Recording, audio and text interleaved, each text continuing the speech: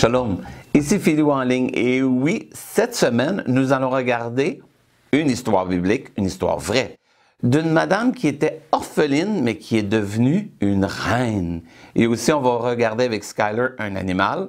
Oui, lui aussi un animal qui rampe, mais il se transforme. Es-tu prêt? Moi, je le suis. Regardons Skyler et les papillons. Es-tu prêt à t'envoler aujourd'hui? Salut, c'est moi Skyler et aujourd'hui nous allons regarder les papillons. Il y a environ 17 000 types de papillons qui sont tous uniques. Certains mesurent 1 cm alors que d'autres peuvent atteindre 25 cm. Leurs ailes varient de couleurs vibrantes à transparentes. Certains battent lentement et d'autres volent plus vite qu'un cheval qui court. C'est beaucoup de variété. On trouve ces insectes sur tous les continents, sauf l'Antarctique. Leur régime alimentaire est donc adapté à l'endroit où ils se trouvent, allant du nectar à l'intérieur des fleurs, de la matière organique, des fruits crus et de la sève des arbres. Pour se nourrir, les papillons ont un long tube comme une langue appelée trompe. Ils s'en servent comme une paille et aspirent le liquide. Lorsqu'ils ont fini de boire, ils remontent leur langue comme un serpentin. Ces insectes sont plus que simplement jolis, car ils voyagent de fleur en fleur pour se nourrir. Ils aident à polliniser les plantes, les fleurs et les légumes. Comme tu peux le voir, ils font de grandes choses, mais ils ne peuvent pas toujours le faire. Les papillons ont 4 parties dans leur cycle de vie. L'œuf, la larve, appelée chenille, la pupe, appelée chrysalide, et l'adulte, appelé papillon. Lorsqu'un papillon s'apprête à pondre des œufs, il trouve avec soin une plante qui contient beaucoup de nutriments, puisqu'ils ne resteront pas avec l'œuf pour en prendre soin. Pour trouver de la bonne nourriture pour la future chenille, le papillon goûtera la plante. Si elle est assez bonne, il y pondra ses œufs et les fixera à la plante avec un liquide collant. Grâce aux soins apportés à la mise en place de l'œuf, à l'éclosion de la chenille, elle a beaucoup à manger. Une fois que la chenille est née, elle ne fait que manger, manger et manger. Cela lui permet de grandir et de se préparer pour la prochaine phase de sa vie, en se transformant en chrysalide. Tu as peut-être entendu parler de cela comme d'un cocon. Pendant cette étape, la chenille se transforme en futur papillon qu'elle deviendra. Ce n'est que lorsqu'elle sort du cocon que les chenilles deviennent des papillons. Que veux-tu faire quand tu seras grand? Veux-tu travailler avec des animaux? Ou peut-être dans un hôpital? Peut-être préfères-tu attraper des voleurs? Ou même voler dans l'espace? Cela te semble impossible? Ce n'est pas parce que les choses semblent impossibles que cela ne peut pas arriver. Il suffit de regarder le papillon. Il n'a peut-être pas la vie la plus facile quand il est une chenille, mais il se transforme quand même en papillon. La Bible dit « Rien n'est impossible à Dieu ». Parfois, au début, les choses sont difficiles, mais rien n'est impossible lorsque Dieu est impliqué. C'est pourquoi, lorsque les choses semblent difficiles au début, il est important de se rappeler que, avec Jésus, rien n'est impossible. Wow! Les papillons, ils commencent à enchaîner, et oui, ils rampent, ils mangent, et à un moment donné, ils se transforment. Ce qui m'emmène à la question, qu'est-ce que tu veux faire quand tu vas être grand? Est-ce que tu vas être comme ton papa, faire le métier de ton papa ou ta maman? Qu'est-ce que tu rêves, toi? Bien, avec Dieu, on a vu le verset, ça dit « Rien n'est impossible avec Dieu ». Et oui, c'est dans Luc 1,37. Toi aussi, tu peux rêver d'aller sur la Lune ou peut-être conduire un char de course. Ou même toi, tu peux dire « Je vais être comptable ». Oui, peu importe ce que tu veux faire, prie, demande à Dieu et il va t'aider. Ceci m'amène à l'histoire biblique. Oui, une madame, mais oui, une jeune fille qui était très jolie, que la Bible nous dit, et elle était orpheline. Mais elle a fini par être quelque chose d'autre. Quelque chose, elle est restée orpheline, mais elle a fait un métier que pas beaucoup peuvent faire. Tu es prêt? Esther, l'histoire vraie.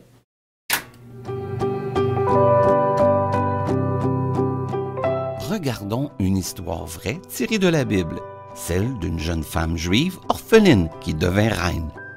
Esther. C'est une merveilleuse histoire vraie d'une jeune femme qui aimait Dieu et comment il l'a utilisée pour sauver le peuple juif. Voici les principaux personnages de l'histoire. À gauche, Esther et son oncle Mardoché. Ensuite, le roi Assuérus et le puissant homme appelé Haman.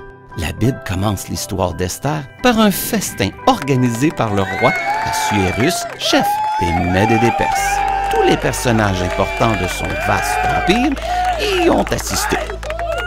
Pendant le festin, le roi décida d'appeler sa femme, la reine Vashti, pour divertir les invités. Il a envoyé donc un serviteur la chercher. Mais la reine Vashti refusa d'y assister. Le roi était furieux de cet affront.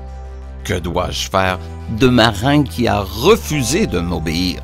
disait-il furieux à ses sages. « Eh bien, dirent-ils, si vous ne la punissez pas, toutes les femmes du pays feront comme elle. » Ils ont donc suggéré que le roi fasse de la reine un exemple en la remplaçant. Le roi a aimé cette idée. Une proclamation royale a été faite dans tout le royaume de Perse, demandant à toutes les jeunes femmes aptes pour le poste de reine de venir au palais. L'un des sujets du roi était un homme appelé Mardochée. Il s'agissait d'un juif de Jérusalem qui avait été emmené en captivité à Babylone. Il vivait maintenant à Suse, la capitale. Mardochée était l'oncle d'une belle jeune femme appelée Esther. Elle était orpheline. Sa mère et son père étaient morts et Mardochée était son tuteur. Il l'avait adoptée. Lorsque Mardochée apprit que le roi cherchait une nouvelle reine et demandait à toutes les belles jeunes femmes de venir au palais, il dit à Esther de ne pas dire qu'elle était juive. On demanda à Esther de venir et elle se rendit au palais pour rejoindre les autres belles femmes. Une année entière passa alors que les jeunes femmes recevaient des soins de beauté et des parfums en préparation. Puis, une par une, elles allèrent voir le roi. Enfin, ce fut le tour d'Esther. Dès que le roi a vu Esther, il tomba amoureux d'elle. Il aimait Esther plus que toutes les autres jeunes femmes qui espéraient devenir reines. Le roi annonça qu'Esther devait être couronnée et devenir la nouvelle reine. Esther passa du statut d'orpheline juive à celui de reine. Vous pouvez lire l'histoire originale dans votre Bible, dans le livre d'Esther. Bye bye!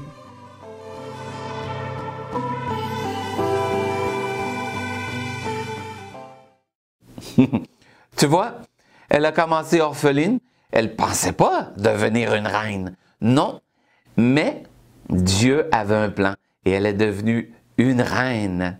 C'est merveilleux, hein? Rien n'est impossible avec Dieu. Elle ne rêvait même pas d'être une reine. Mais toi aussi, peut-être, en priant, Dieu va te montrer des choses que tu ne penses pas et que peut-être tu vas être surpris. Et oui, Philou, il a travaillé, il n'a pas commencé. Je ne pensais pas un jour travailler pour les enfants puis aider à faire connaître Jésus et notre Papa dans le ciel aux enfants. Non, j'ai travaillé dans une épicerie.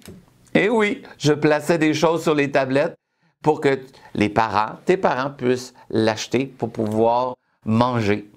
Et Dieu a aidé Philou et m'a dirigé. Et maintenant, je travaille pour enseigner la Bible, notre Papa dans le ciel et Jésus.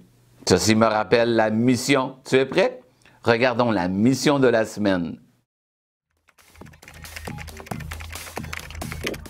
Voici ta mission. En famille, vous allez parler de ce que tu aimerais faire quand tu seras grand ou grande. Alors, ça peut être une infirmière, un médecin, un policier, un professeur, un pasteur, peu importe. C'est toi que tu en parles avec tes parents de ce que tu aimerais faire. Ensuite, vous allez prier et demander à Dieu de vous aider à choisir. Et oui, Dieu peut vous aider. Car tu sais, avec Dieu, il n'y a rien d'impossible. Alors, bonne mission! Tu vois, en famille, tu vas parler avec tes parents de qu'est-ce que tu aimes faire. Qu'est-ce que tu aimerais faire quand tu vas être grand? Et ensemble, vous allez prier après et demander à Dieu de vous diriger. Parce que tu vois, tes parents te connaissent. Et peut-être ils savent que pour toi, être un policier, c'est pas peut-être la meilleure des métiers. Ou peut-être ils vont dire oui, ce serait un bon métier pour toi. Et ensemble, vous allez pouvoir aider à ce que vous allez être plus tard. Dieu est grand, Dieu nous aime et Dieu t'aime. Il peut t'aider à choisir ton métier. Es-tu prêt à chanter? Et c'est Philo en ligne qui te dit Shalom, et rien n'est impossible avec notre Papa dans le ciel, Dieu.